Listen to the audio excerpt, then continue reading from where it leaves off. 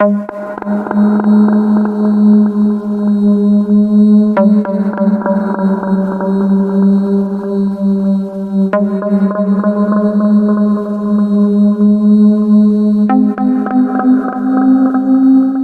everyone and welcome to my channel. Before we get into today's case, I just wanted to say thank you so much for clicking on this video. Please remember that this video is for informational purposes only.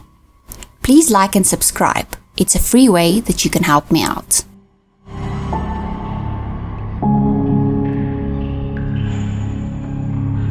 Today, we will be talking about the Van Breda family murders that took place on 27 January 2015 in Stellenbosch, South Africa. I thought it only appropriate to start my first video here, as I am from South Africa. Stellenbosch is a beautiful town, situated in the Western Cape, near the banks of the East River, and at the foot of the Stellenbosch Mountains. It's a well-known tourist area, due to the beautiful vineyards and the wide range of cultivars. It also boasts one of South Africa's leading universities, Stellenbosch University.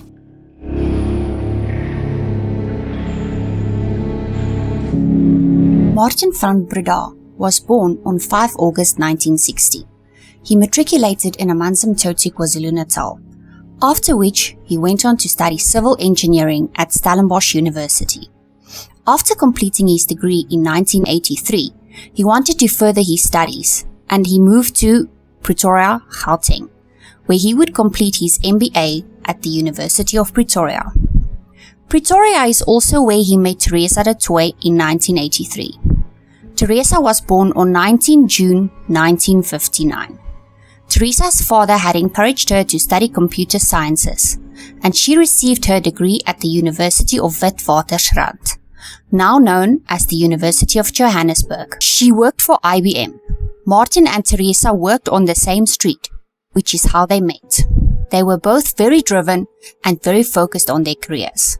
They had dated for 7 years before getting married on 16 February 1990. On 10 July 1992, they welcomed their oldest son Rudy, and 2 years later, on 1 November 1994, Teresa and Martin welcomed their second son, Henri. On 12 October 1998, they welcomed their daughter, Marley. Everyone had raved about what a loving and happy family they were. Teresa and Martin doted on their children and only wanted the best for them. Rudy was the achiever among the children and had excelled in both school and sports. Henri was the quieter child and liked to play games and be on his computer, but he was also very smart. He did not socialize much. Marley was the sweet child. She was very outgoing and well-liked. For most of the kids' younger years, they lived in a large home in Waterkloof Heights, which is a very upscale area in Pretoria. Martin was a visionary in business and had directorships in at least 25 businesses. He was an overachiever and a very hard worker, and he seemed to expect the same from his children. Martin had bought the Australian title for the property company Engel and Volkers, and the family made the move to Claremont, Perth, in Australia in late 2005. The family remained in Perth for 7 years. In 2012, after another opportunity presented itself, they moved to Breda in Queensland, Australia, where they bought a beautiful home, which allowed them to be closer to their sons, Rudy and Henri, who were now studying at the University of Melbourne. By 2013, Rudy had received his degree and had been accepted to study his master's degree in mechanical engineering. Henri had been studying towards his degree in physics. In 2014, the Queensland office of Martin's business closed, and Martin's education business back in South Africa required more of his attention. Teresa was very happy, as this meant they would be closer to their families again. Martin, Teresa, and Marley made the move back to South Africa, to the area of Stellenbosch, where Martin had always wanted to live. Rudy and Henri stayed back to continue their studies at the University of Melbourne. The family had, however, kept their house and vehicles in Australia, for the purposes of perhaps one day returning. They had bought a house in the very upscale De Zalza Golf Estate in the Stellenbosch winelands, and Marley was enrolled in a private school in the area. In August 2014, Henri returned to South Africa as he had decided to take a gap year from his studies. In December 2014, Rudy, now on break from university, also came over to South Africa with his girlfriend to visit the family. The Van Breda family was reunited again and had spent some time at their Knysna home during the December holidays. The new school year had started up for Marley on 21 January 2015, and Rudy would be returning to Australia around the end of January. The weekend of 24 and 25 January, the family went shark cage diving and had a bride together. Teresa had stated to her friends and family that it would be their last weekend together as a family. Of course, referring to Rudy returning to Australia soon. But little did she know just how true her words would become.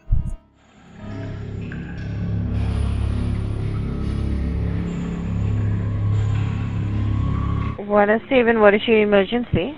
I need an ambulance. Lots of You need an ambulance? Yes, please. What's your name, sir? Henri from Breda. Henri. What's the contact number you're phoning from?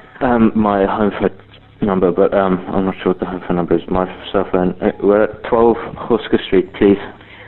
What is this number that you're phoning from? Is there someone else that can speak if you're not able to? No.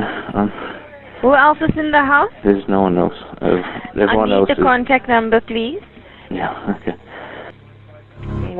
And you, the patient? No, my family is... Someone attacked my family. Hey? Someone has attacked my family in my house. Okay, so you need the police or the ambulance. And an ambulance, please, yes. Now, who is injured? I think everyone. Everyone in your house? Everyone, 4 people, yes. Adults, 2 adults? 2 adults and 3 adults and 1 teenage girl, yes. Okay, what kind of injuries is there? My family and we were attacked by a guy with an axe. What's an axe? Hey, unconscious, this is. Unconscious, huh? Yes, and bleeding from the head, please.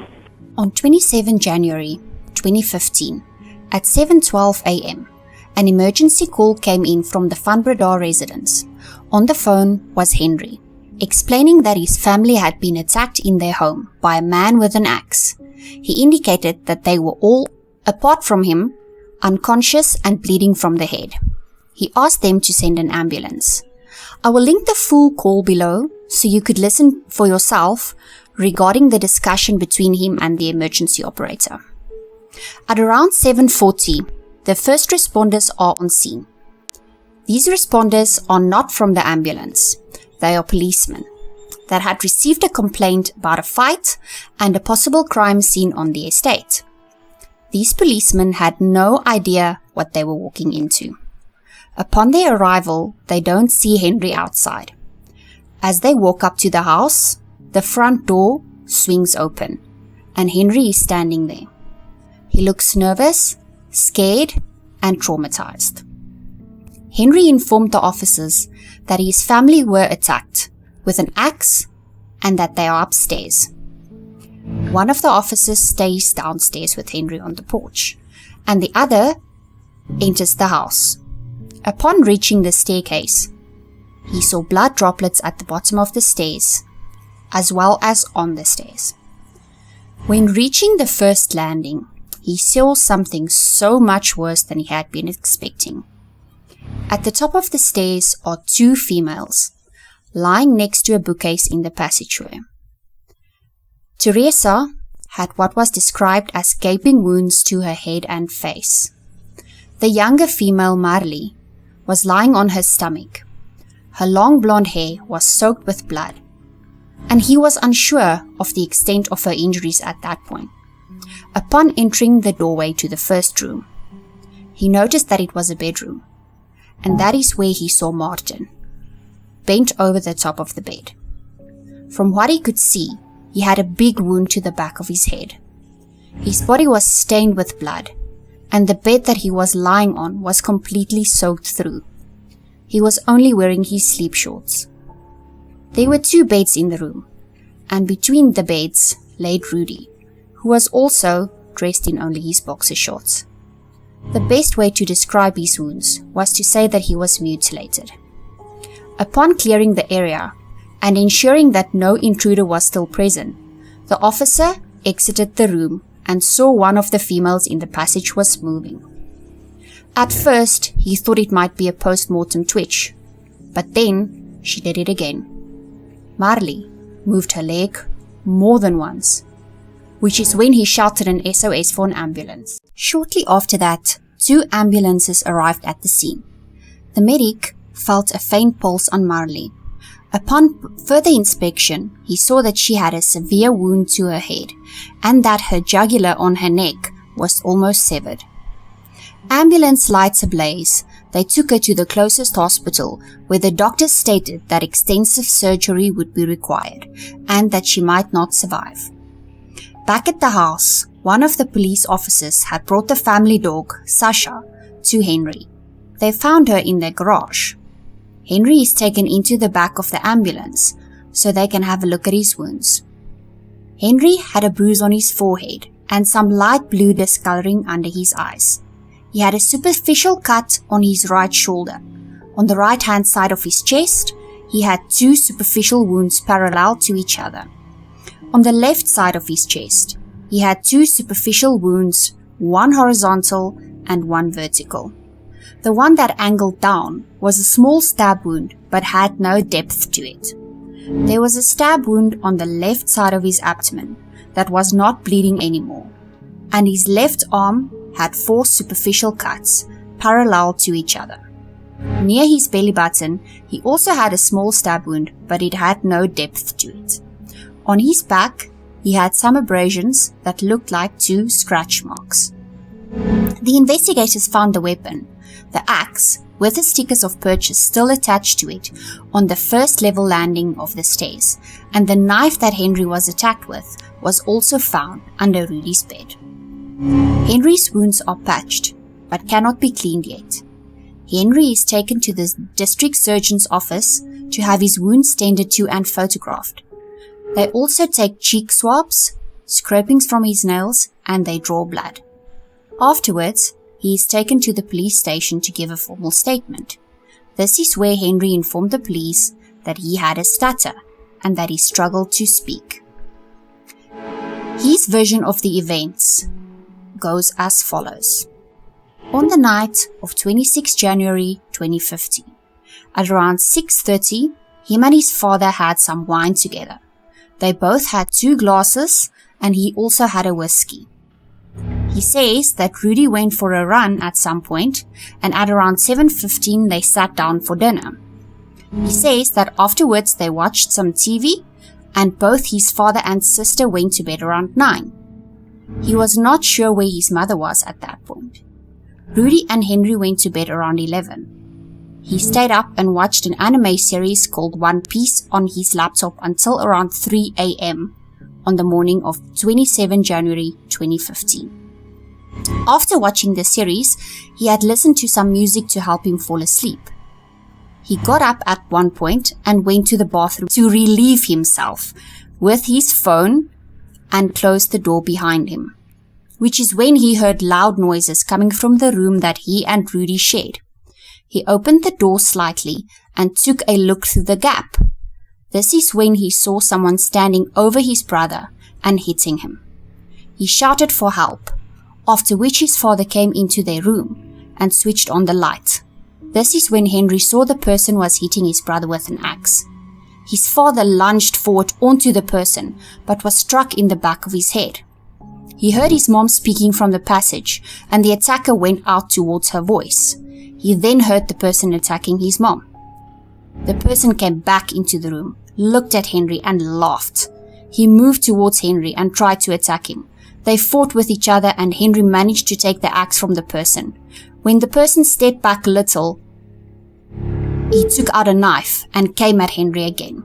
The person stabbed Henri in his left side, which is when Henri hit the attacker with the blunt side of the axe on his shoulder. The person started moving away from Henri and went out the room. Henri removed the knife out of his side and dropped it on the floor. The man ran down the stairs and Henri followed. He threw the axe at him. During this motion, he tripped and fell. He got up and assumed the person had run away. He moved down the stairs towards the bottom floor and saw the back door to their house was wide open. Henri looked outside but saw no one and went back into the house.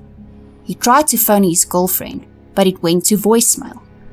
He walked up the stairs and started Googling emergency contact numbers. When he got to the top of the stairs, he realized that both his mom and sister were lying there in the passageway. Upon seeing this, he fainted on the stairs.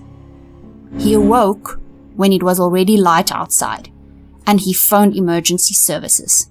When Henri was finished at the police station, he was taken to a family friend's house, which is where he was informed that his brother, father, and mother had all passed away. Martin was 54.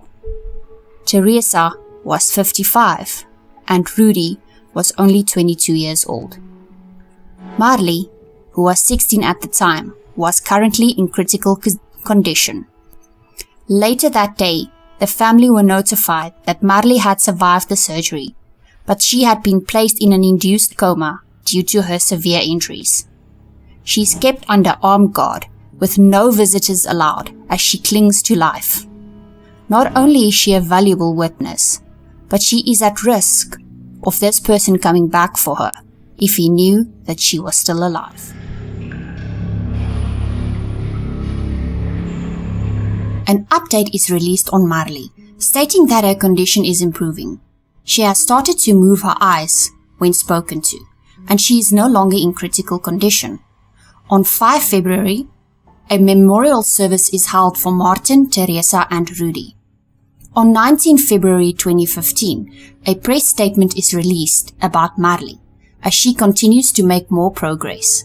It is mentioned that she is starting to show emotion and that she can move her limbs on both sides, but that she cannot speak yet.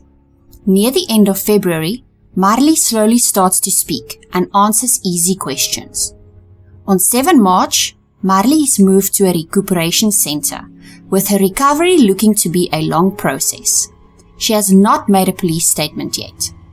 It is also mentioned that Henri is doing well under the circumstances and he is residing with family. On 16 March, an article is published stating that Henri and Marley are looking at inheriting around 200 million rand from their family estate. Marley's medical bills are piling up, but this inheritance has not been paid out as of yet. In South Africa, we have a rule known as the bloody hand cannot inherit law, which means that if you have a part in the murder of someone, you cannot inherit from their estate. Whilst the investigation was still ongoing, no payment could be made without ruling anyone out. The police indicate that the investigation is still ongoing, but they don't state whether they are looking at Henri or Marley as perpetrators. Marley has now spent more than a month in recuperation, and they feel that she has recovered enough and she can continue her recovery as an outpatient. She is released in late April 2015. Her legal representatives released a statement with a picture of Marley to say that due to the extent of her head injuries she had suffered, that she has retrograde amnesia, and that she had no memory of the attack that night, and even days before the event. This was a major blow for the police, as it would have made their jobs a lot easier if Marley was able to testify on the events of the evening. As Marley is released, she posts pictures in early May of her parents and Rudy, tagging it as "the people I love the most," but does not include any pictures of Henri. Henri and Marley see each other for the first time on 13 June 2015. Family state that it was a very emotional reunion, and they were very happy to see each other. Some time passes, and Henri enrolls in chef school. Marley has now also returned to school. They start getting back to their normal lives as much as they possibly can. It is at chef school where Henri meets Daniela Janse van Rensburg, and they fall in love very quickly. They are often seen out together and look very happy whenever they are pictured. It's also around this time that rumors start doing the rounds on Henri. People that knew him from Melbourne stated that he was a well-known substance user, and he was actually suspended from university due to this, and that he was not taking gap year, as people were led to believe. It's reported that Henri was a patient at a substance abuse treatment center in Belleville, and that when he was released, he was watched like a hawk by his parents. A lifelong friend of Teresa also came forward, saying that after the attacks on the family, her sons told her Rudy had confided in them that Henri had been misusing substances. She said that Teresa did not tell her anything, as they were the type of family that did not share their private issues publicly. Residents of an informal settlement that was close to where the family lived said that they also knew Henri as someone that regularly bought substances from the people in their area. Rumors also start doing the rounds that the police are looking at Henri as a person of interest. But the family say the police have never treated Henri that way. They've only treated him as a witness. Fast forward to June 2016, almost 18 months after the events on 27 January 2015 at 12 Goske Street. No arrests have been made to date.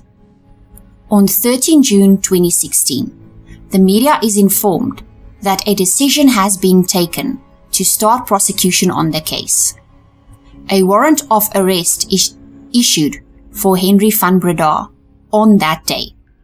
He decides to hand himself over to the police instead of facing a public arrest. He spends the night in police holding cells. Henri appears in court for the first time on 14 June 2016. He is charged with 3 counts of murder, 1 count of attempted murder, and 1 count of obstruction of justice and tampering with a crime scene. Henri enters a plea of not guilty and is released on bail of 100,000 rand with very strict conditions. One of those conditions are that he is not allowed to have contact with any of the state's witnesses. On the list was Marley van Breda as well as some of their family, which in turn then means Henri is estranged from his family during the process. Henri and Daniela move between guest houses on a continuous basis and do not have a permanent place of residence. Some of these guest house owners had less than flattering things to say about the couple, saying that they were some of the messiest and dirtiest people that ever stayed there. One day, while the couple were at the beach, Daniela's car was searched during a crime prevention task team search, and they found dagga in her car. They are kept in jail overnight and released on bail. Daniela later states that it was her dagga and that Henri did not even know it was there. The case is later thrown out and charges are dropped against the couple.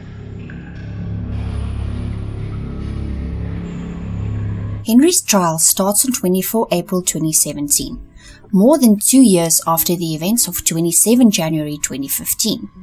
Henri maintains his plea of innocence, insisting that he had nothing to do with what happened to his family. He is supported throughout the trial by his girlfriend Daniela. The court had to determine whether his retelling of events were true. He indicated in his plea that 2 or maybe even 3 people entered their home and attacked himself and the rest of his family. They needed to determine if it would be possible to gain entry to the house and then determine the probability of access being gained on that morning. There were nearly 3 missing hours between the time of the attack and the time that he phoned emergency services, where he stated that he had been unconscious. What happened in those hours was a big question that was awaiting an answer. Not to mention the differences between the plea and the initial statement made by Henri to the police. No. Did you kill your brother with an axe? No. Did you kill your mother with an axe? No. Did you attack your sister with an axe? No.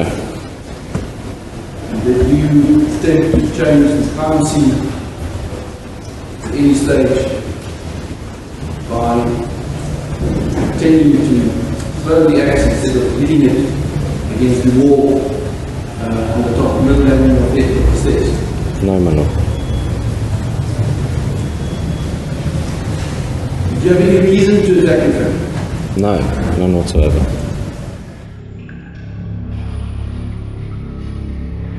The first officer on the scene testified in court, stating that when they entered the house, everything at the bottom level seemed fine.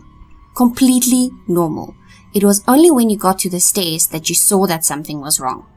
There had been an open handbag on the table, downstairs, with a wallet and money still inside. A laptop was plugged into the wall, a watch was lying there, and all the electronics were still downstairs. Henri had also confirmed that nothing had been missing from the house. It did not look like a burglary had taken place. No forced entry to the property had been detected. The Zalza is a medium security estate.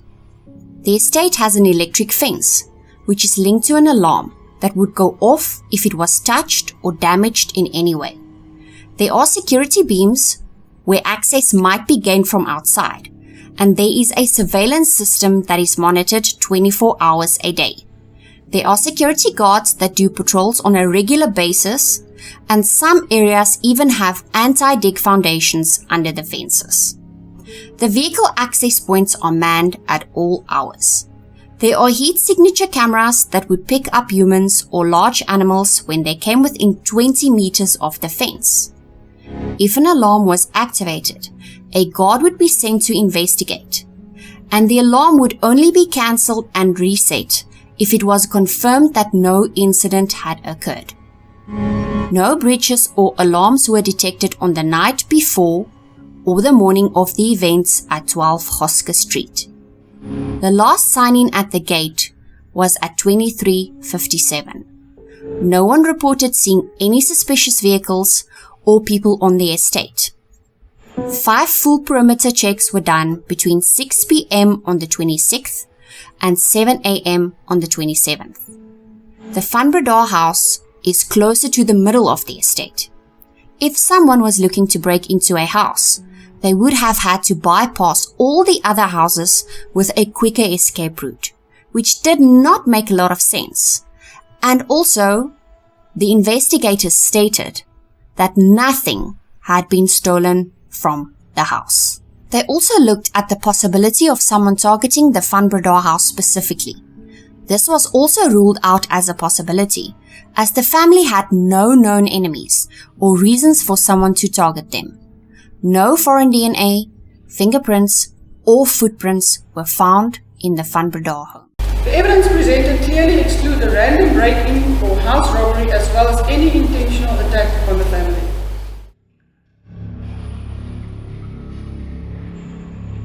The Van Breda family's domestic worker confirmed that both the knife and the axe had come from the house. She said that they had kept an axe similar to the one used either in the garage, next to the fireplace, or in the pantry. She last saw it in the pantry, which is 1 meter away from the drawer where the knife was from. Henri said he was unaware of an axe being kept in the house, but that he could not dispute it as the domestic worker would have better knowledge of what was kept in the house and where. A question posed by the state was, how likely would it be for burglars or attackers to come to a house unarmed if they were intending to hurt or kill the occupants of that house? If there were 2 people that entered the house, as Henri said, why was the one that attacked the family armed with both the knife and the axe that they had found in the Van Breda house? No other weapons were found on the scene, and no other knives were removed from the drawer. So I think it states that the weapons definitely did come from the Van Breda home. That common sense dictates that any person approaching a predetermined target would not leave it to fate to find a suitable weapon to execute his or her intent, but rather made use of weapons found on the scene. It is submitted that the axe used is clearly new. It's further submitted that the random intruder or intruders would not go to all the trouble of acquiring a new axe, which is also incidentally then identical to the one owned by the family, use it on the scene in the execution of their crime or crimes, take nothing from the house at all, and leave the axe on the scene.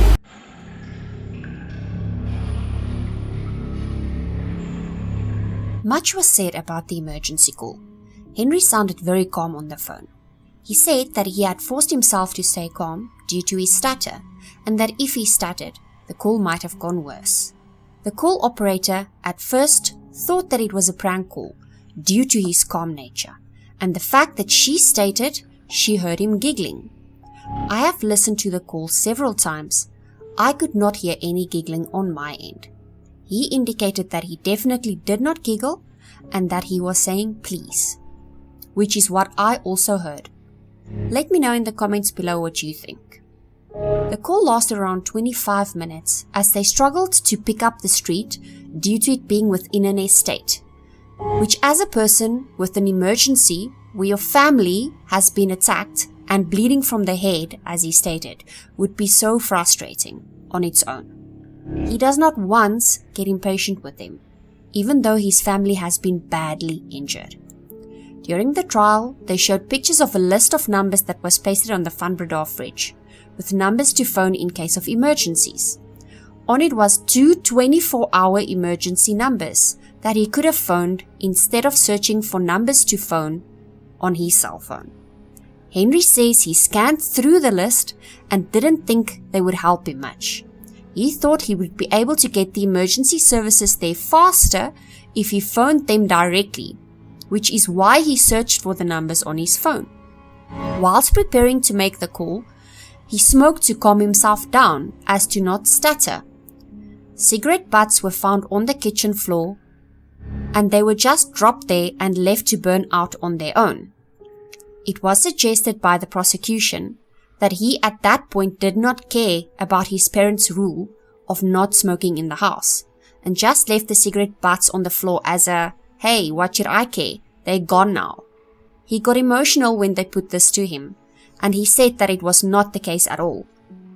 And he thinks that they would have understood in the moment. Acting that way, not using a substitute at least for an ashtray, letting this ash fall on the floor, letting the cigarette butts fall on the floor. I was smoking in order to be able to communicate on the phone. I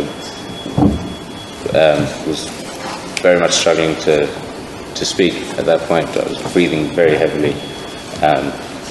I would have naturally been aware that I cannot speak under these circumstances. So it's not a question of you being of the view that your parents are dead in any event. What does it matter whether they like you smoking in the house or not? No. I mean, we actually have smoked in the house before. But that is a special occasion.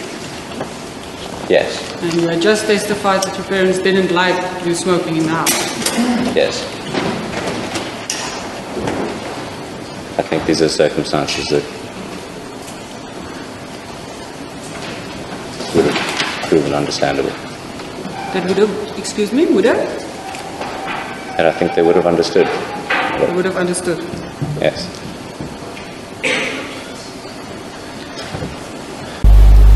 And the laughter on the phone, I looked at it again. And I can't quite make out the laughter on that cassette. No, the witness is very adamant that what she overheard, she heard as a laugh. But as the court remarked, the court can make up its own mind on Yes, what it's is audible or What do you say? Lord, I can take it no further to say, in all honesty, even if it was a giggle. I expect honesty from you, Ms. Caroline. Lord, You also make a note about the time she took to answer that. Good point, Mr. Breda. Lord, even if it was a giggle,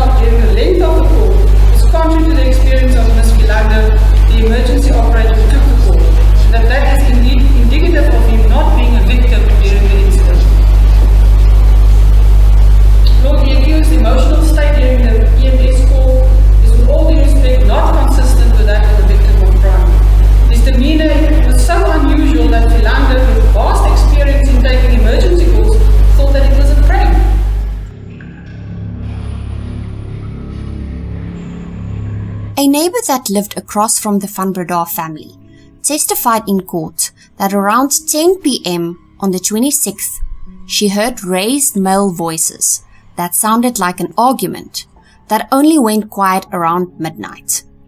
In his statement, Henri said that his father went to bed around 9, but in his plea, he stated that his father was working on his laptop after dinner and that afterwards him, Rudy, and his father watched Star Trek 2 on their new surround sound system. He stated that this must have been what the neighbor had heard. The state put forth that this was included afterwards to fit the narrative of the supposed argument that the neighbor had heard and the timeline thereof. Basically, Henri was trying to cover himself regarding the argument. The neighbor stated that it was definitely not a movie that she heard, and she confirmed that their argument continued for some time. Henri categorically denied that there was an argument in their house on the 26th, and he maintained that she must have heard the movie.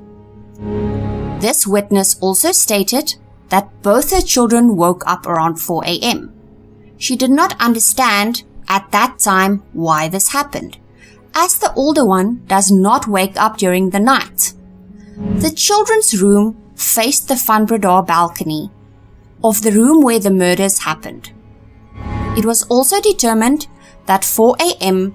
is around the time that the events had taken place in the Van Breda home. Perhaps the neighbor's children woke up, hearing something from the Van Breda house.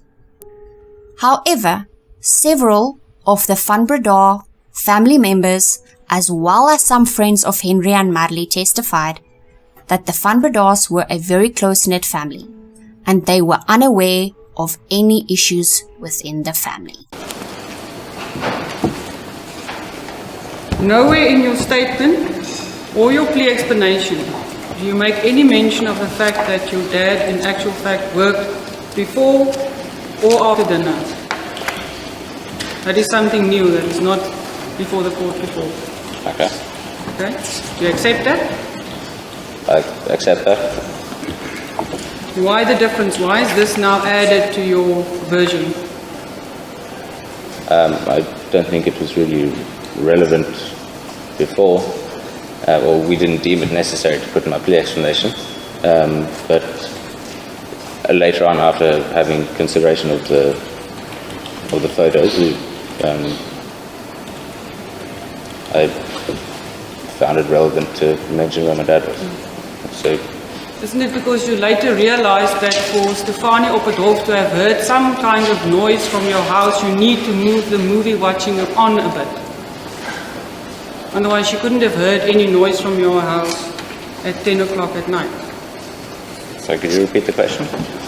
See, Mr. Van Breda, I'm putting to you the reason why you didn't deem it necessary to add that your father worked after dinner for some time is because you only later realized when Stefanie op het Hof came to testify that you need to give some sort of reason or some sort of explanation of what she could have heard from your house. That it might have been the movie that she heard. But, no. For that to fit in with your timeline, there needs to be a lapse of time after dinner until you started watching the movie. There was always that lapse of time, and I was never sure exactly what time we started watching the movie. But you gave quite a detailed, in your plea explanation, quite a detailed version of the sequence of events, yet you did not deem it necessary to mention the fact that your father worked on his laptop. Yes, but the plea explanation was not supposed to convey every ounce of information that I have of the evening. It was relevant information. According to you, Mr. Van Breda, as I understand your evidence, there was no argument amongst your family members on the evening of 26 January 2017. Correct. Nothing, no interaction between the family members which could be mistaken as an argument. Correct.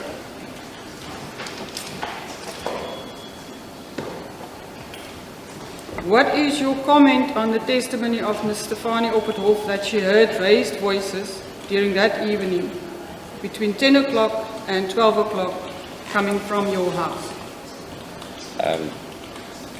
I'm not sure what she heard, but she could only have heard the movie if it was. Could only have been the movie if it really was the sound coming from my house.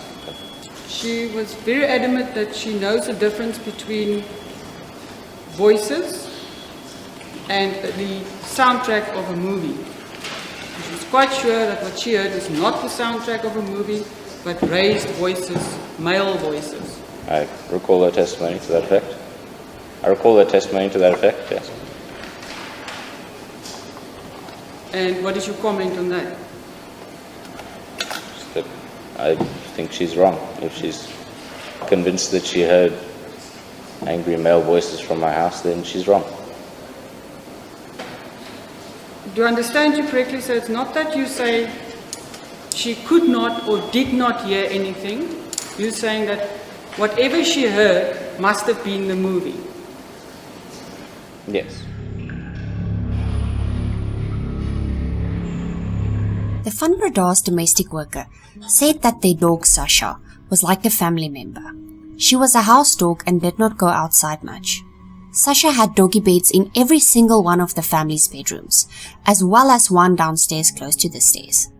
Upon inquiry on why there are no bloody paw prints of Sasha found on the scene, Henri said that she must have been somewhere on the property, but he knows that she was not upstairs, and she must not have stepped in any blood. He said that Sasha was very old, and she was on a type of medication that she received 1 week per month that basically incapacitated her for that whole week. He was, however, unsure whether that was the week that she got her injection.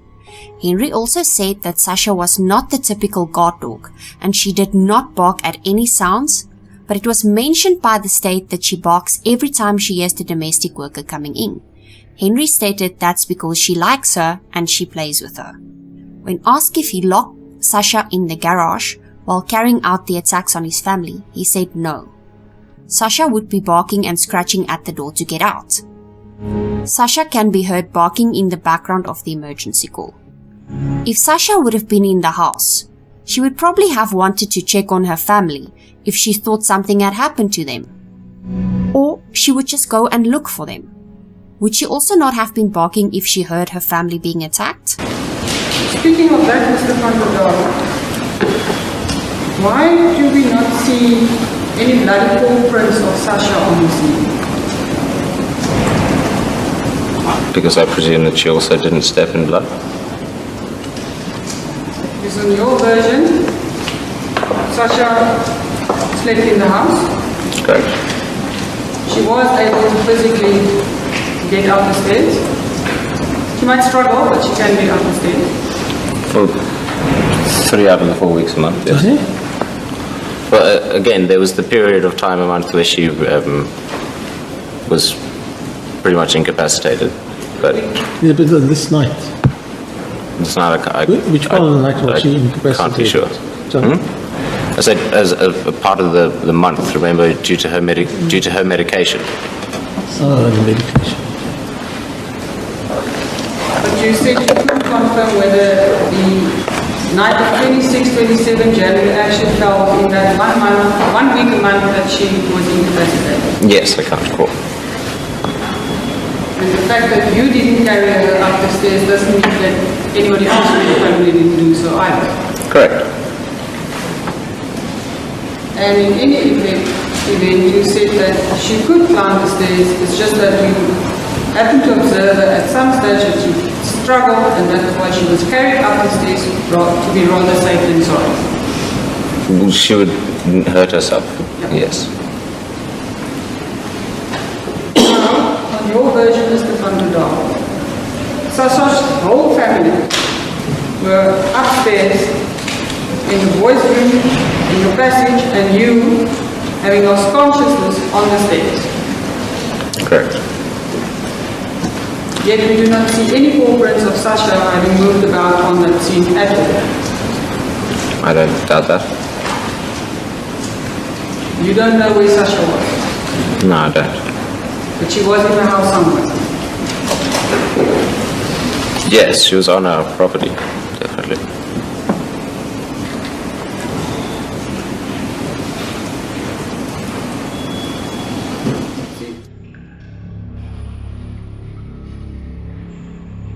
When I first decided to cover this case, I did not want to go into too much detail of the family's injuries, but I think it's important to understand the extremity of the injuries that was caused to each of them, what was found and discussed during the trial, and why the court made the decisions that it did. So we will be going into some graphic descriptions of the family's injuries, and I suggest that you rather skip to the next chapter if this might be triggering to you in any way. Martin, Teresa, and Rudy all passed away from head injuries and the consequences thereof. Some of these wounds caused skull fractures, with brain tissue visible, and bleeding on the brain. Rudy's injuries were the most extensive. He had 7 lacerations on his head, and 3 blunt force trauma wounds to his leg and wrist. His pinky finger was lacerated, which means he raised his hand at some point in self-defense. The pathologist indicated that he may have been able to breathe, swallow, and move his limbs for a short period, but would not have been able to get up and move himself around. It was determined that he was lying on his right side whilst he was attacked. The location of where Rudy was found in the room was disputed because he was not in his bed when the police arrived, which is where Henri said he last saw him. He was found between Henri's bed and the bathroom, with his feet pointing towards the bathroom door and his head toward the exit door of the room. The defense said he might have crawled there himself, but the pathologist said he would not have been able to make those movements. The prosecution stated that Henri dragged him there as a part of his rage attack. The blood evidence also showed dragging and no conscious movements. There had been no expiration of blood on the floor where Rudy was found, which means he had already passed away when he was moved there. Henri said he heard Rudy gurgling when he awoke after he blacked out, but it was put to him that he never mentioned Rudy being alive or hearing any sounds from him when he made the emergency call. Henri conceded and stated that it might have been Marley that he heard making the sounds. In his initial statement, he said Rudy was only lying there after the attack, but in his plea, he said he moved around violently on his bed. The prosecution said Henri only stated this in his plea afterwards to introduce the possibility that Rudy might have moved himself off the bed, to avoid the blood spatter analyst's testimony of Rudy being dragged. While it is more probable, and as they testified, that Rudy was in bed, asleep, at the last moment, Dr. Anthony's testimony was in all probability in the last moment became aware of the attack and lifted his left hand. In his testimony in court, the accused testified that he heard Rudy making gurgling sounds, and also saw him moving about on the bed after the attackers had fled. The gurgling sounds were moving before the attackers fled. Nowhere in Exhibit SS does the accused make any mention of this. The state submits this is an afterthought to explain Rudy's movement from the bed to in front of the bathroom door. If he did make gurgling sounds, that means that the accused must have known that he was alive. He was alive. That adds on to the voice recording of the emergency call report, where he mentions Marley being alive, but no mention is made of. And also the explanation one wants is, you suspect your brother is alive after brutal attack. You have an instinct would be to assist him, to come to ease his pain in any way one could. Or at least check up on him. If he's still alive, yeah. Martin had 4 lacerations to his head and the back of his neck. The wounds were inflicted from behind. There was no indication that he even tried to fight back, which means it was a surprise attack or that he was not expecting it. He had passed away on Rudy's bed whilst lying over him. Henri indicated that his father was going in low in a type of tackle movement to try and push the attacker out of the way when he was struck, and that he was unaware of the axe being struck down at him. he immediately went limp afterwards. The prosecution put forth the idea that Martin was lying over Rudy to stop the attacker from hitting Rudy anymore, and that he must have known the person if he did this, because he thought the person would stop hitting Rudy if he laid over him. He did not try to disarm the person, and he did not defend himself. They stated the way that Henri described his father tackling the person does not line up with the way his injuries were inflicted. The defense fought against the idea of Martin lying over Rudy in defense of him and trying to protect him when he was struck, and stated the way that Henri describes Martin going in for a tackle matched with the injuries and the way that Martin was found on the bed. Dr. Anthony and Captain Gilbert, their evidence was that the attack on Martin was a surprise attack. That is the explanation why he did not have any defense wounds at all, given the location of the wounds on the back of his head and his neck area. Seen the attacker. That's Martin. With respect to Martin, not necessarily, but yes, but not necessarily to Lord. He could have just gone to see Rudy having been attacked, but if he tried to protect Rudy, then obviously the inferences he would have seen him being injured. Otherwise, there's no reason for him to protect Rudy.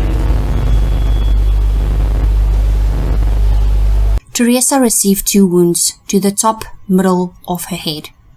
She had a defensive wound on her right thumb. She most likely faced the person that attacked her standing up when she received the injuries, and raised her hand in defense. The pathologist noted that she would have passed away immediately due to the injuries that she had been inflicted with. Marley suffered injuries that were usually fatal. She had 5 deep lacerations to her head, with brain tissue visible. Her left ear was partially severed from her head. She had another wound to the left of her neck that almost severed her jugular, and another deep laceration to her arm. She fought back more significantly than any of the others and had a lot more defensive wounds. In no way were her wounds less severe than the others. The fact that she survived was nothing less than a miracle. The extent of the injuries to the family were noted as rageful and passionate attacks, especially with regards to Rudy. Rudy had received the most extensive injuries, and Teresa had received the least amount of injuries. The axe was consistent with the cause of the injuries. It was said that it must have been swung with tremendous force and speed to cause the severity of the injuries to each and every member of the family. Gilbert was of the opinion that a lot of rage was evident in the attack on Rudy. It implies an emotional connection between Rudy and his attacker, and according to Dr. Anthony, Rudy had the most injuries and the mother Teresa had the least injuries.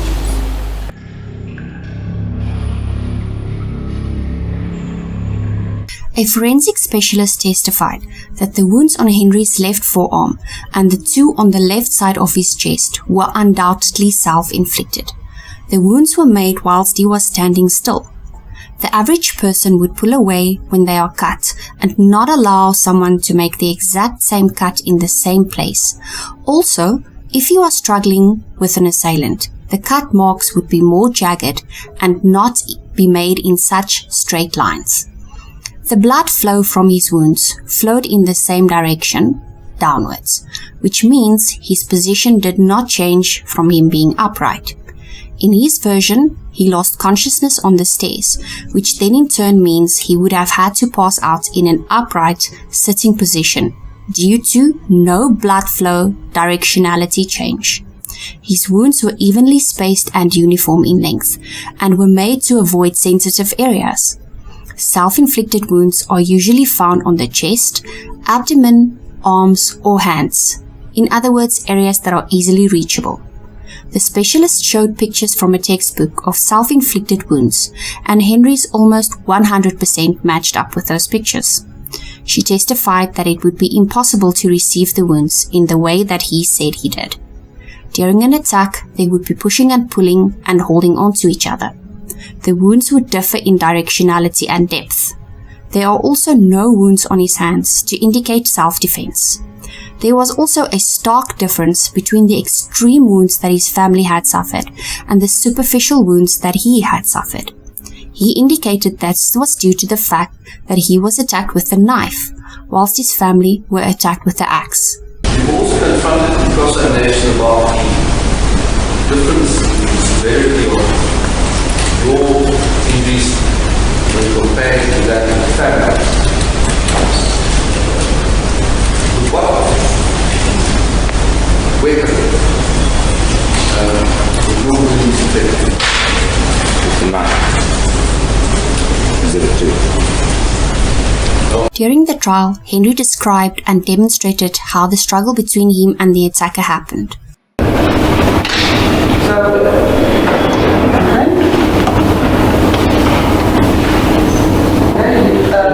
He sort of spun away.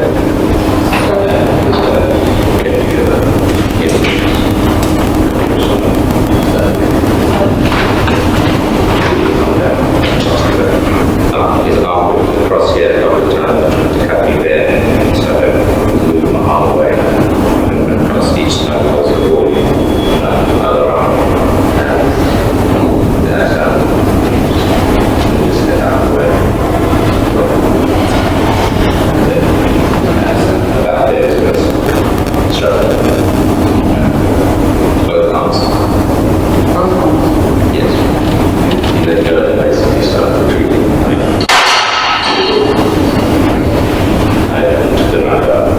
This looks almost like a choreographed dance. Henri described in great detail exactly the positions that each of their hands were during the struggle and how his injuries were caused, as well as the sequence that each of his injuries that he received had happened.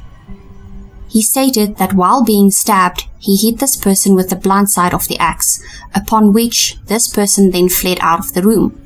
He had the axe in his right hand then, and then he reached across to his left side, where the knife was in his torso, also with his right hand, now holding the axe, still in it, to remove the knife, and then he dropped it on the floor, which was how his fingerprints got on the blade of the knife. His stab wounds were suspiciously superficial.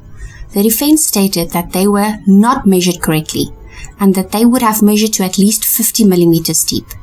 The doctor that examined Henri after the attacks indicated that his deepest wound measured to only 10 millimeters deep. Most wounds were on his left side, where he could easily reach as he is right-handed. The bruise and swelling on his forehead, the scratches on his back, and the bruise on the inside of his leg were however not self-inflicted and might have come from a struggle with someone. The swelling on his forehead and the blue discoloration under his eyes could be due to a fall or a punch in the face. The scratches on his back could be from his fall down the stairs or contact made with a rough surface.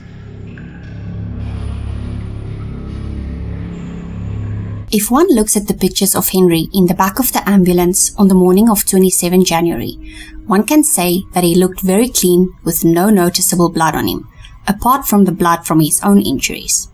And if he did in fact carry out all of this, he would most likely be covered in blood from head to toe.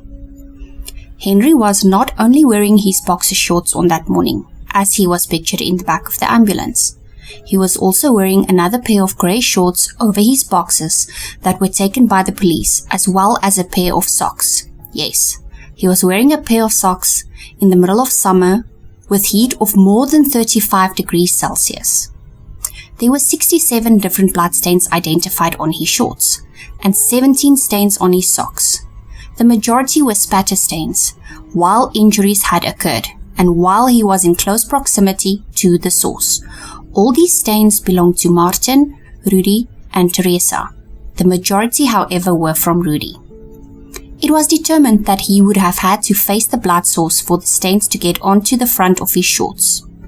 How did he get these stains on his shorts, but none on his body? He explained it by saying that not all the small drops on his body were tested, and some of those spots might have been from his family when he witnessed the attack on them. In his version, he stated that he was partially hidden behind the bathroom door when Rudy was attacked. And when the attack on his father took place, he says he moved to the corner of the room. The defense stated that if blood from Rudy landed on Henri's bed, and one drop of Rudy's blood even traveled out the window and landed on the perimeter wall between their house and the neighbor, it would have obviously meant that some of it would have landed on Henri. So it made sense that he had blood on his shorts and socks. However, in the area where Henri stated he was standing, there was no blood spatter on the door, on the frame, or the wall surrounding the bathroom, or closer to the corner where he was standing. By his own account, at the time that he exited the bathroom, this person had stopped hitting Rudy and moved on to his father, which means the only amounts of Rudy's blood that could go anywhere would be on the axe. But the blood on Henri's shorts were not cast-off stains. They were impact spatter stains. Also, how was blood found on the shorts from Teresa if he had stayed in the room while she was attacked, as he said? The defense had indicated that the way the blood was analyzed and tested was incorrect, but they had done no tests of their own, so they could not prove that the tests done by the prosecution were not accurate. There was no blood from Marley found on Henri. There were several reasons indicated for this by the experts, and one of them might have been due to the fact that the spatter from her injuries might have been directionally away from him, and the fact that her wounds were not close to each other might have also affected this. The others had wounds that were very close to each other. The state indicated that the absence of evidence does not indicate the evidence of absence. The defense, however, stated that if Henri did attack Marley as well, then why is there no blood or DNA of her on him? They said that Locard's exchange theory states that every contact leaves behind a trace. Therefore, it would have been impossible for Marley's DNA to also not be found on Henri. And the axe was bloody enough so that when you eventually threw it after the fleeing attacker, there was still enough blood left on that axe to leave a trail on the wall where it hit. Correct. If I'm not mistaken, there were also little clumps of hair in the blood that came from the axe. Okay. Yet neither when you disarmed the attacker of the axe, nor when you struggled with him in the incident between the two of you, nor when you hit him with the blunt side of the axe, anywhere does any of that blood on the blade or on the axe get onto your upper body. I don't think that's true. You don't think it's true? I don't think we can categorically say that. Why do you say it's not true? Because there was a certain blood on my body that Dr. Albertser didn't test, but she noted out loud to Sergeant Adams that she would note a speck of blood and then say this makes sense with this injury and therefore not test it. Yeah. So she didn't test all of the little blood spots that are on my body. So you're saying those little blood spots that she thought was in line with the injuries she sustained, those were actually possibly the blood from the axe? Yes, but I agree there were no obvious other drops. During the attack on your father and your brother, you stood behind the attackers, is that correct? Well, his back was to me, he wasn't facing me. And during the attack on your mother, whenever that occurred, you were not anywhere near that? Correct. To the effect that you didn't even see it happen? No, hear it, yes. Now, if the attacker's back was towards you, Mr. Van der Daal, how does blood spatter from your father and your brother end up on the front of your shorts? Because I was facing them. You see, Mr. Van der Daal, he would have been in between you and the attack on your brother and father. Not necessarily. How were you positioned? I must object. These issues were taken up with the expert, the blood-stain expert from the state, Captain Henri. I put it to him what my client said, what his word was, where he was in the room when the attack occurred. I expressly asked him, would that account for the blood spatter from the father and the brother being found short? And he said it's possible. Now my learned colleague is put in our watching premises this one. This cross line of personation. And it calls with respect for pure speculation on the part of the authorities. In light of the fact that we require the evidence of an expert to express an opinion on this. He wasn't necessarily directly in between.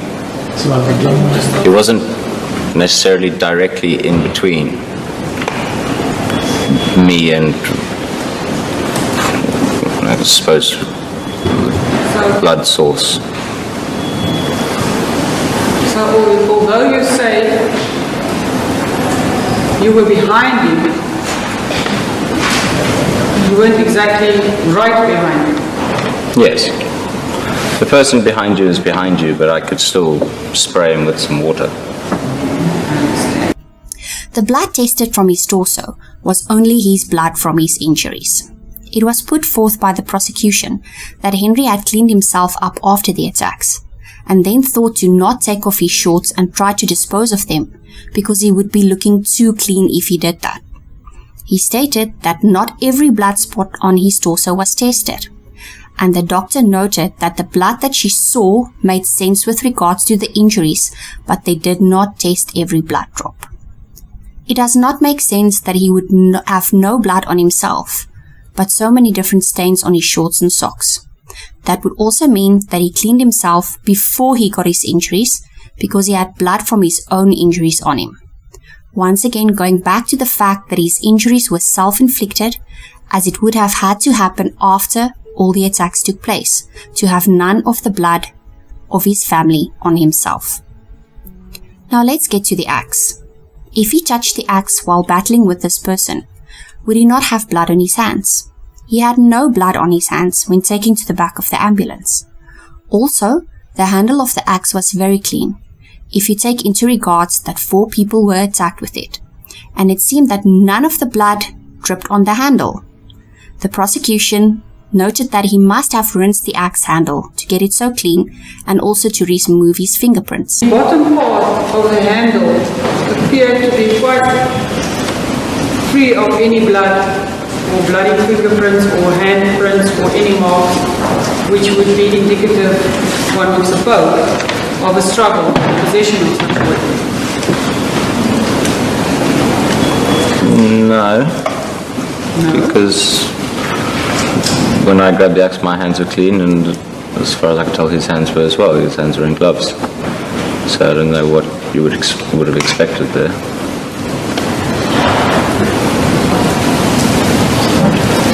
Again, with reference to the fact that the axe appeared to contain quite a lot of blood after the incident. Correct. None of it dripped down on the handle during your struggle with the, or flowed down on the handle during your struggle with the attacker? I can't be sure. DNA was found under Henri's nails, and the primary source for that DNA was Rudy. The defense stated that Henri clutched the axe while he was fighting with the assailant, and this might be how it got transferred to his nails. But pictures of him after the events show that his hands and arms were clean, with no visible blood on his hands or arms. Never once in his statement, in his plea, or on the stand does he mention washing his hands. He says he threw the axe from the top of the stairs after the person whilst he fled down the stairs, and it hit the wall with the blade and made a mark on the wall and then fell onto the stairs. The probability of this was tested, and it was stated that it was highly unlikely for the axe to hit a plastered wall with the blade side entering the wall. It looked like it was hit against the wall in a forced and controlled manner, which matches the blood cast off. If it had been thrown, a different cast off pattern would be seen. The cast-off was only on the plaster, like someone stood in front of the wall and slammed it in a controlled manner. The duvet from Henri's bed was found folded up within itself, almost into a ball, and put near where Rudy was found. It was put over the drag marks after the dragging motion had stopped. That means that Rudy was first dragged from the bed, and then the duvet was placed on top of the blood. There was no indication of the duvet being pulled from the bed in a manner of Rudy trying to assist himself or pull himself up. There was also a transfer stain on the duvet that was made by the knife being put on it. This means the knife was put on the bed whilst the duvet was still on the bed. Physical evidence does not lie. Someone moved Rudy, the duvet, and the knife around in the bedroom after the attacks took place. But the duvet is almost rolled up in itself and placed on top of the blood. There's no trail of it having been dragged from the bed and over Rudy or me. Do you have any explanation for that? No, I didn't see it happen. Blood testing was also done in the bathroom, the shower door, the inside of the shower where the wall and the floor met, and the washing basin. There are several places that reacted to the test, but DNA could only be pulled from the test done in the shower. It was a mixture of blood from Henri, Rudy, and Teresa. The defense stated that the mixture in the shower could have been contaminated and might not have come from a blood source. Henri stated that him, his father, and Rudy all shaved in the shower, and there might be some blood there due to this. The prosecution, however, stated that this must have been where Henri rinsed himself and the axe handle. The blood found on his socks were only on the top of his socks, and there was one spot on the back of his socks. The judge asked how blood got on his shoes that were at the bottom of the stairs. Henri says that his shoes were kept at the bottom of the stairs for when he went outside to smoke, and he also kept his cigarettes in them, and that blood must have dripped on the shoes from the top landing as a blood pool was forming at the bottom of the stairs that was dripping from the blood that pooled up on the top landing where Marley and Teresa were lying. The prosecution kept asking why he had no blood on the bottom of his socks. He was agitated when he was asked this question and said that it was because he was careful not to step in any blood. However, if there was so much blood pooling up in that hallway and he was rushing down the stairs after this person that had hurt both himself and his family, how was he so careful not to step in any of it? Okay, if you just submit your question. I will just Get along. Mr. Van Breda, your explanation for the presence of your DNA in the shower is that you might have cut yourself shaving. Correct? One of the things, not the only. Sorry? I don't think it's necessarily the only explanation. I also don't think it. See, Mr. Van Breda, I said that I did shave in the shower. It was a regular occurrence. What are you saying? I was saying that it's a regular occurrence for us to shave in the shower. So you shave while showering? Sometimes. If you shave. you have now amended and said not I shave, but for us to shave in the shower, including Rudy in that. Yeah, I'm not amending anything. It was never my version that Rudy didn't shave in the shower. I just disagree with her saying that I'm amending my version. But yes, Rudy would also shave in the shower, so would Dad. If it was not blood in the shower, what else would it have been? What do you mean? In the shower? Yes. Well, in the shower, considering it's presumed blood, it could either be blood from us shaving or us touching the walls. Something else, Mr. Van Breda, seeing as you were the victim in your version of this incident, how do you explain the bottom of your socks being almost clean with regards to blood? What's your issue with me not having blood? I can't hear you. I'm struggling to see what the issue is with me not having blood on the bottom of my socks. You have no problem with you not having blood on the bottom of your socks? Well, I'm asking you. What are you asking me? What are you asking me to explain? Do you have any way of explaining to the court, even if you're a victim in this matter, how your socks end up not having blood on the bottom there? I didn't step in blood.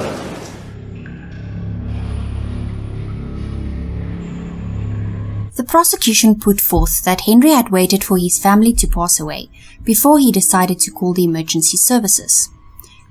They said that he was debating what to say and how to stage the scene, but he knew that he had to make the call before 7:30, as this is when the domestic worker came home, and he would not be able to explain not trying to get help by then. The defense called a doctor to testify on behalf of Henri regarding a condition that he had recently been diagnosed with. It was testified in court that while Henri was with Daniela one night, they were having wine and they were speaking about the case, and that he suddenly stopped speaking, fell backwards on the bed and started shaking. He had a seizure. When he came around, he did not know what happened and sounded like he was drunk. This is when Henri went to see a neurologist. A verbal history was taken from Henri to determine if he was in fact having seizures. He indicated that he had a similar event on 27 January 2015 upon seeing Marley and Teresa in the passage. The neurologist then looked into 3 different possibilities. Number 1, if he had suffered from psychogenic non-epileptic seizures due to the trauma that he had suffered, which is where the brain uses seizures as a coping mechanism and causes unconsciousness. Number 2, the doctor had to test whether Henri perhaps suffered from epilepsy. Number 3, if this was a deliberate and conscious effort to fake a disorder. Henri was booked into hospital to undergo an EEG study on his brain. The study showed that there were 10 seconds of abnormal brain activity in the 24 hours that he was examined, and he was also recorded during this period, which showed abnormal jerking of his thumb and arm. He was diagnosed with juvenile myoclonic epilepsy. The doctor said at first he had also thought that Henri might have been faking his disorder. But he has worked with many patients throughout the years, and with the symptoms and history that Henri presented with, he can confirm that the diagnosis of epilepsy was the correct one. Henri sounded drunk whilst speaking on the emergency call, but there was no evidence that he had an abnormal amount of alcohol or any other substances in his blood. There was also testimony that he had wet himself at one point that morning. Urine was found on his shorts, but it could not be determined when he had wet himself. The doctor stated that much of the behavior of how he was acting after the events, the calm behavior and sounding drunk, corresponded with the way an epileptic person would react after having a seizure, known as the post-ictal state. The doctor stated that the seizures could be caused due to a combination of drinking, stress, and lack of sleep. Henri did not indicate he was feeling foggy when he regained consciousness on the morning of the 27th. He reported his thinking as clear, but panicked. He was able to Google numbers, find his location on Google Maps, direct the emergency services to his house, as well as have a clear conversation with the emergency service first responders and police officers as they arrived on the scene. The doctor indicated that he would not be able to say how long Henri would have been unconscious after his first major seizure. When asked whether it was possible that Henri had attacked his family first and then had the seizure, the doctor said yes. It might only explain some of the missing time, but he could not conclusively say that he would have been unconscious for 2 hours and 43 minutes after the seizure. It still does not mean that he did not commit these acts. Being epileptic or suffering from seizures does not make someone do the things that were done in that house. And when the first responders arrived on the scene, specific reference to Warrant Officer Kleinhans, at 08:11, the accused was calm enough to direct him upstairs. And again, not so confused or in such a post-ictal state that he was not aware of what was going on. When interviewed by Captain Stein in the ambulance, he was cooperative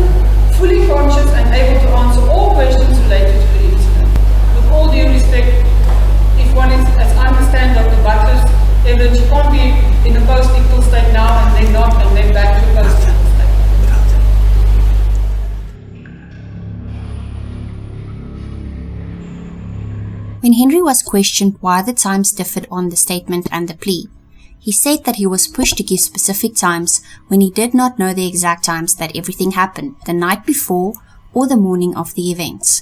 He gave estimated times to the police of what would happen on a normal night, and the times were then written down as factual, but he could not confirm the exact times. For instance, he did not know the exact time they had dinner. He did not know the exact time that they started watching the movie, and he did not know the exact time that they went to bed or when he got up to use the bathroom. In his statement, he said that his father jumped onto the person that was hitting Rudy. In his plea, he said that his father looked like he was going in for a tackle on the person. The state said that he changed this narrative to fit with the injuries that his father had received, and he said that his statement was not 100% correct regarding the wording that he had used to describe the attack on his father. In his statement, he also said that he heard the person attacking his mom. In his plea, he said that he did not hear his mom being attacked. When questioned about this, he stated that he has been asking himself the same question, why he would tell the police that he could hear his mom being attacked. He said that maybe he had blocked it out, because he cannot remember if he heard this happening or not. In his statement, he had only mentioned one person being in the house. In his plea, he indicated that after he and the attacker struggled and the person fled, he heard another voice in the house, and they were speaking to each other. When asked why he did not mention this second assailant or intruder to the police, he said that he definitely did mention this, and that the police left it out. In his statement, he made no mention of Rudy still being alive after this person fled.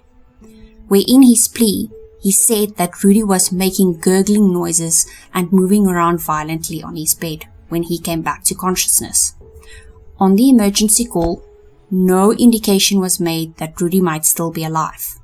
He only mentioned that he saw his sister Marley moving. He conceded and said that maybe the sounds were coming from Marley.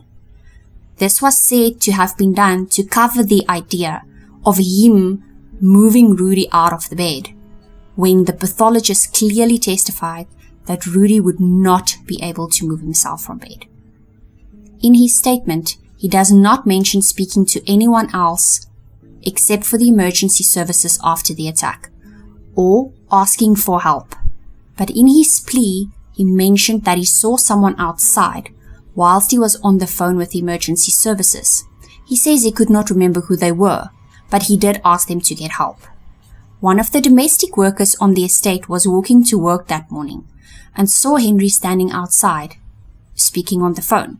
He had blood on his shorts and urine was running down his leg. She said he waved to her. This is apparently the person that he stated he asked to get help. She denies this statement, and she says he definitely did not ask her to get help. When asked about all these differences between the statement and the plea, he said that the wording in his statement was not 100% corresponding and captured in the way that he relayed them to the police. When asked why he then signed this statement if he was not happy with the wording or the way that it was captured, he said that he was very tired, still in shock and hungry at that point, and that he just wanted to go home. He did not know that the statement would be used against him during a court trial. Otherwise, he would have read through it more carefully. He also said that he was kept in a cold room in only his boxer shorts. He was not offered any food or clothing, and he was questioned about the events several times by the police. The police categorically deny this. When he asked whether he should have a lawyer present, the police asked him, "Why do you want a lawyer? Are you guilty?" The police deny this, and they state that he was only being questioned as a witness, not a person of interest. They asked him to verify the correctness of his statement. He read through it and he signed it. He did not mention to them that he wanted anything to be changed. Why were you uncomfortable of how they're trying to establish what happened, sir? Well, because it's not accurate. And you didn't correct them that it wasn't accurate? I did. And what did they do? They still wrote up the statement. Aspects in the statement that was not correct. Yes. And the reason why you signed the statement was because you were told that as soon as you sign the statement, you can go home. Correct.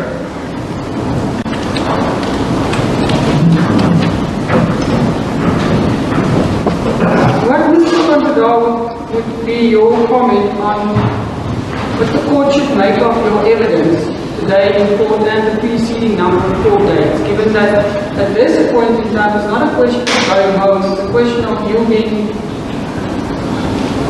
facing very long jail term if you were convicted. What should the court make about your testimony in court today and the preceding days? I don't think I really understand the question.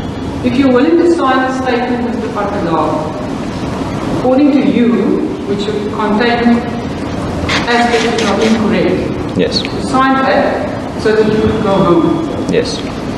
Now you've testified over 4 days,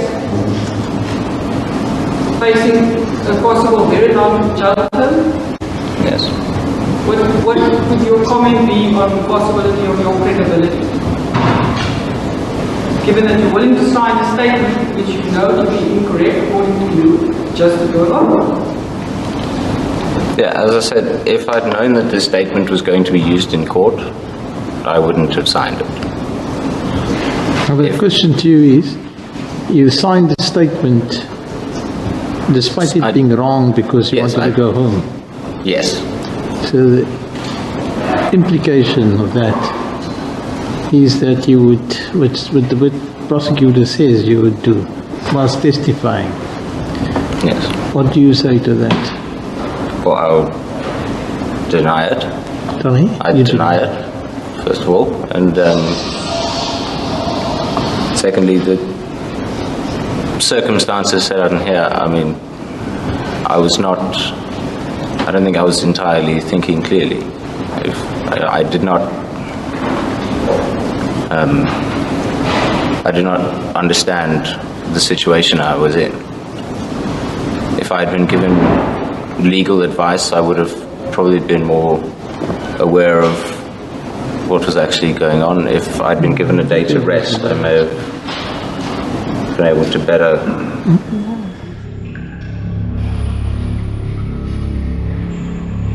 Henri was asked why, upon Martin entering the room, did he not help him to take down the intruder. He stated that he was scared, and he does not know why he did not help. The judge stated that it seemed that Martin did not even attempt to disarm the man, and laid over his son Rudy to protect him. Henri stated that if his father had disarmed the intruder, maybe he might have had the courage to help him take the intruder down.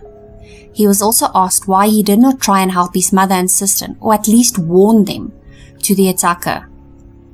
He said that he was scared, and looking back, he wished that he did.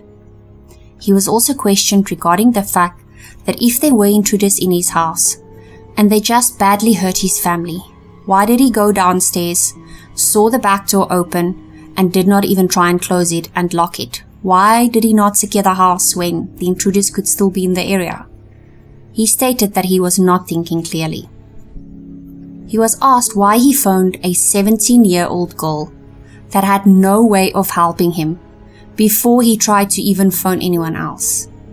He said he wanted to call emergency services, but he did not know the number. He phoned his girlfriend, who did not answer because he just wanted to talk to someone, and she was the only friend that he had. By the way, this girl stated that she was not his girlfriend. They were in fact just hanging out. He was asked why he did not go back upstairs after making the emergency call and check on his family members. Not even once. Why did he not try and offer them any assistance, put a towel to their wounds, or anything for that matter? He said that he was afraid that he might cause more harm if he tried to assist them in any medical way. He was also asked why did he not then try and comfort them, even if he felt that he could not help them medically. He, in his version, stated that he heard Rudy gurgling and saw Marley moving, but he did not even try to comfort them. It might have been their last moments on earth, and he did not even go back upstairs to hold their hand or even tell them that help is on the way. He sat at the kitchen counter smoking and waiting for the ambulance to arrive while his family passed on upstairs. He even tried to phone his girlfriend again, but did not once go and check on his family.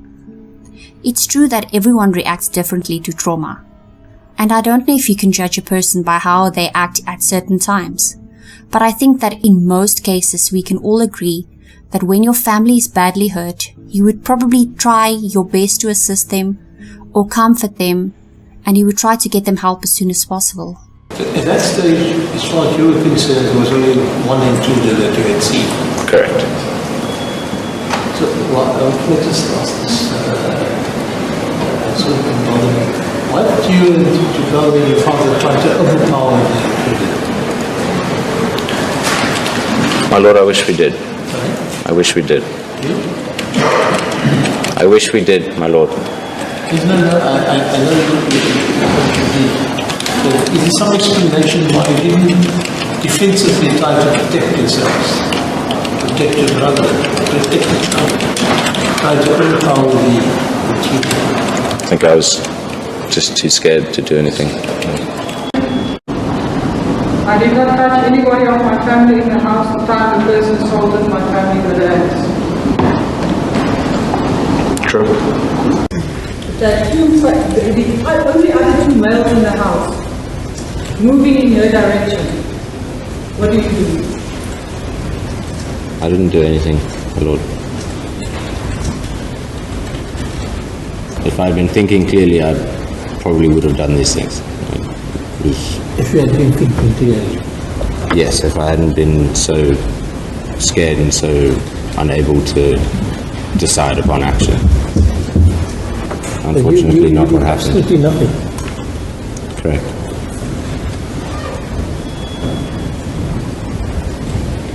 And you put all that down to the state of your fear. Yes.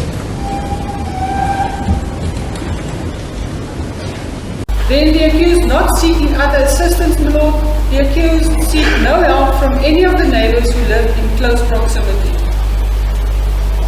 The security assistance,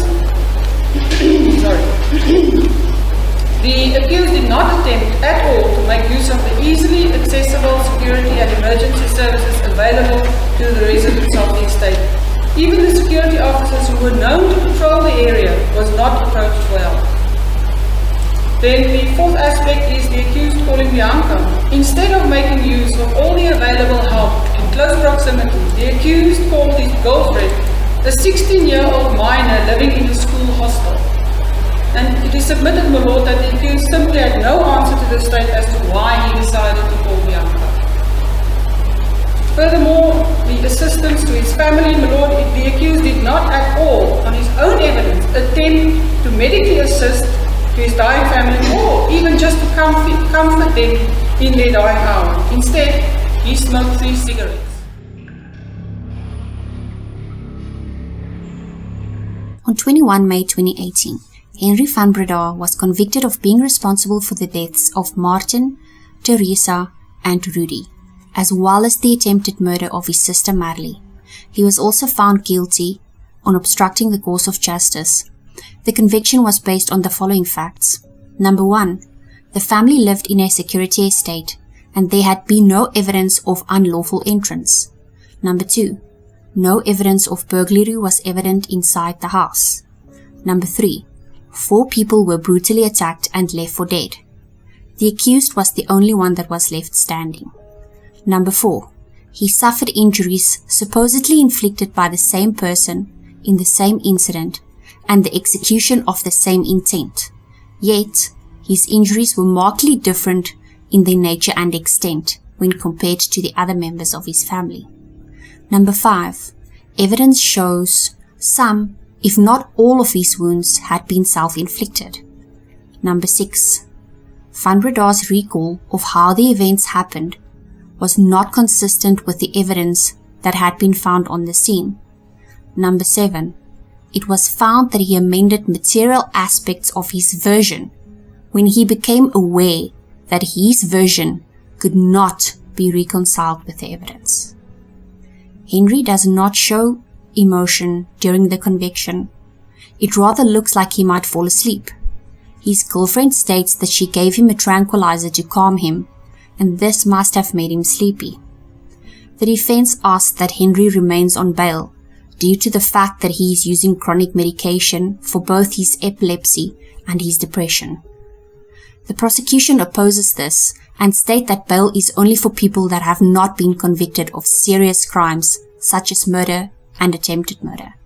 It is then decided that Henri will be kept in the hospital section of the prison due to his epilepsy and depression until sentencing takes place. Is that he wanted to mislead the police and court by fabricating the evidence version that he threw the axe at a fleeing intruder.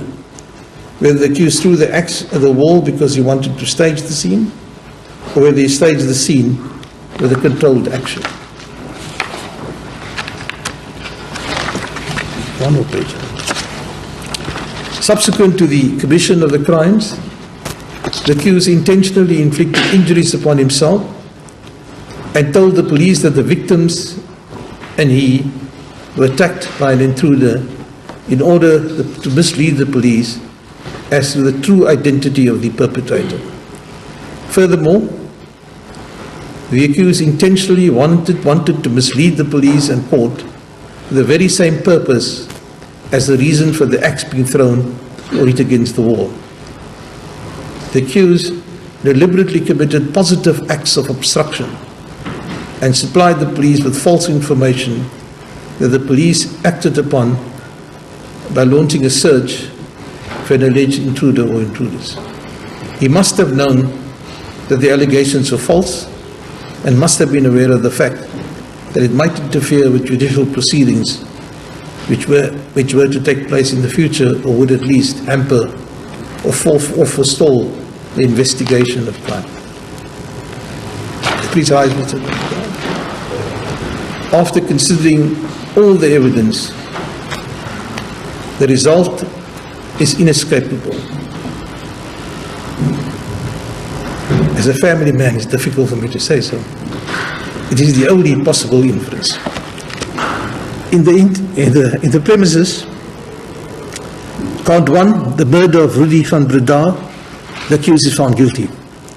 Count 2, the murder of Martin van Breda, the accused is found guilty. Count 3, the murder of Teresa van Breda, the accused is found guilty. Count 4, the attempted murder of Maria van Breda, the accused is found guilty. Count 5, defeating or obstructing the administration of justice, the accused is found guilty. That is the unanimous decision of this court.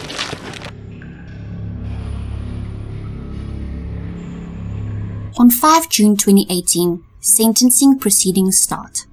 The defense mitigated that Henri was a first-time offender and was only 20 years old at the time of the events, and that this should be taken into consideration.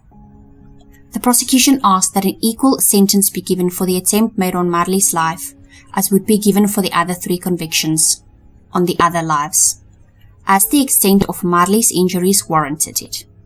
The defense did not argue for a lesser sentence because Henri still maintained that he was not guilty. A lesser sentence could only be argued if someone admits guilt and shows remorse.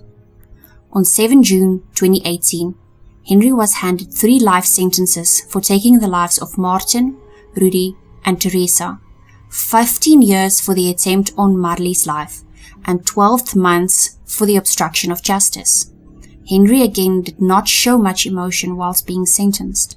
He only nodded as the judge read out the sentencing for each case. What precipitated these events that night?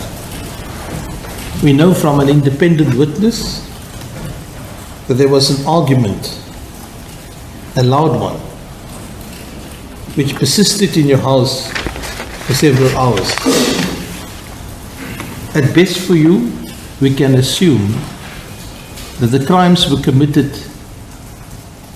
not committed in a vacuum, but were the product of some disgruntlement in the family. The brutality of the attacks upon your parents and siblings is graphically portrayed in the post-mortem and other reports.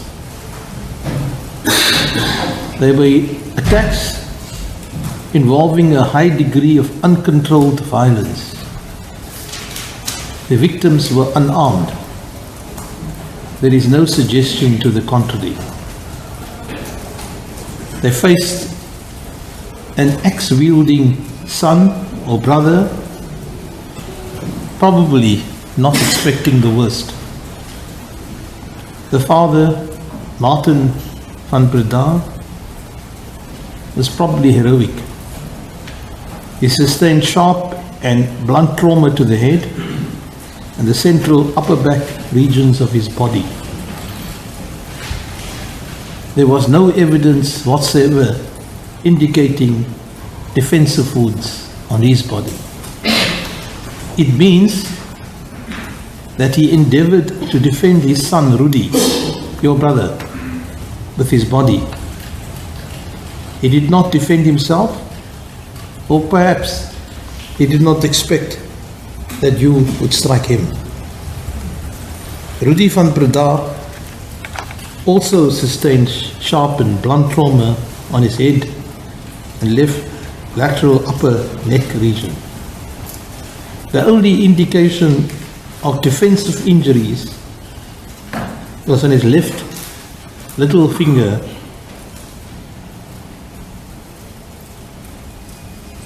in that region. Little attempts, small attempts to defend themselves. Teresa van Breda, your mother, received similar injuries. An incised wound on the distal right dorsal thumb was suggestive of a defensive wound. In other words, he used the thumb hand to defend herself against an axe-wielding assailant. Marley van Breda was the victim of a similar type of attack. But in her case, fortunately, though life-threatening, it was not fatal. Your conduct warrants the severest possible penalty. Society expects no less. The crimes warrant such a result. And your circumstances, personal circumstances, are not sufficiently compelling to come to any different conclusions. In the result, on count 1, the murder of Rudy van Breda, you are sentenced to life imprisonment. On count 2, the murder of Martin van Breda, you are sentenced to life imprisonment. On count 3, the murder of Teresa van Breda, you are sentenced to life imprisonment. For the attempted murder of Marley van Breda, you are sentenced to 15 years imprisonment. On count 5, obstructing the course of justice, for the administration of justice, as set out in the charge sheet, you are sentenced to 12 months imprisonment.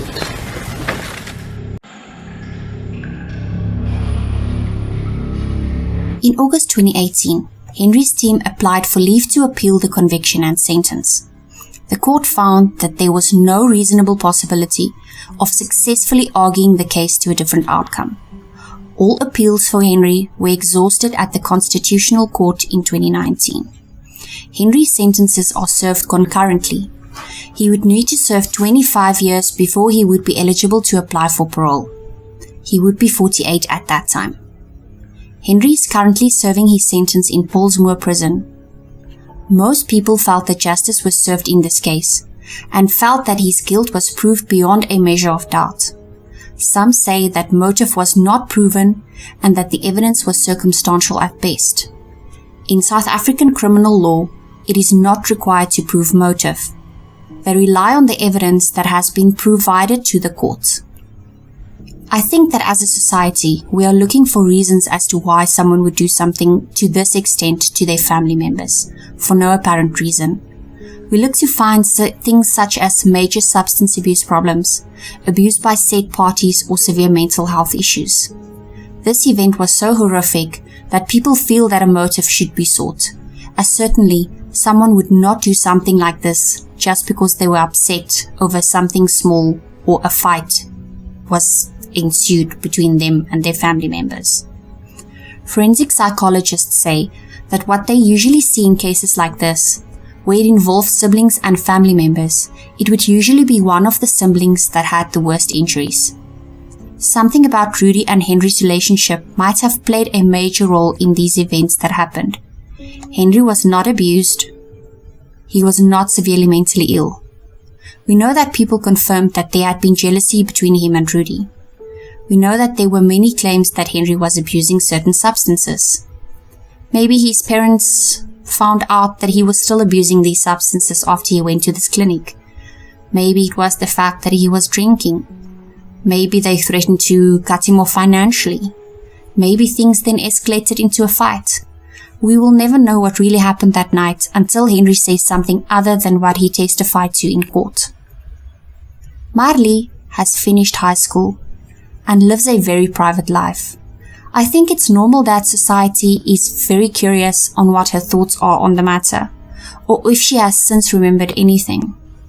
Most of the family members are divided on whether Henri did it or not.